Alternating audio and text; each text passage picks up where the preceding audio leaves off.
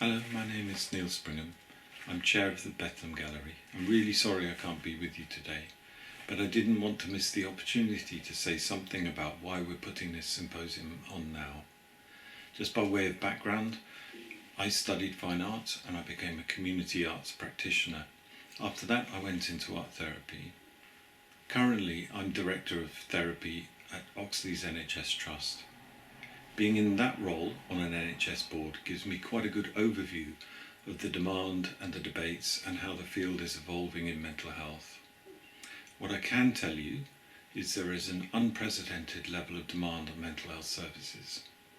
This is not just a demand for diagnosable conditions, it's also all the other issues of emotional distress that go along with that, particularly loneliness, worthlessness, self-harm, and people feeling a complete lack of meaning in their life. This is a real crisis, actually, and there's no way on earth that the NHS can meet all of these issues. But also, as we are discussing in the NHS, this is not necessarily the case that NHS treatments, be that medication or therapy, are really the best approaches to tackle those levels of emotional distress. So I want to say this symposium is important because we need to understand the range of practices that the arts and health can offer here, and I believe there are many. I know people are doing all sorts of incredible work. And I would say it's not just that there's room for all in the field of arts and mental health, it's actually that we need all. We need all the practices. We need everyone to be talking about what they're doing because there's a lot of issues we need to solve here. New problems need new solutions. So the symposium is a really good thing to do when we're in that situation. We know the arts and health is an emerging practice.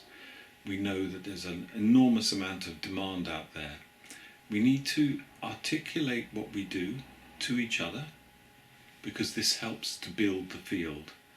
By articulating it to each other, we can articulate it to funders. We can also start to build the research base on this. But also, I think, by articulating our practice to each other, we do something just as important, and that's to build a community of practice. I know when I was an arts and health practitioner, sometimes it could be quite lonely. And actually, that feeling of connection, that feeling that other people are doing things, the learning, the support that you can have from each other is really important. And that's a key part of what we want to do with these symposium. In fact, we built a bit in at the end of the session, at the end of the day, where there's a listening event. Please stay for that because we'd like to understand what else people would like, what the need is, what also we need to share with each other. So enjoy the day. I know the team have put a lot of work into thinking about this and making it happen. We want it to be the beginning of a process, and I know that what we're going to hear about is really fascinating, and again, I'm sorry I'm not going to be there to hear it.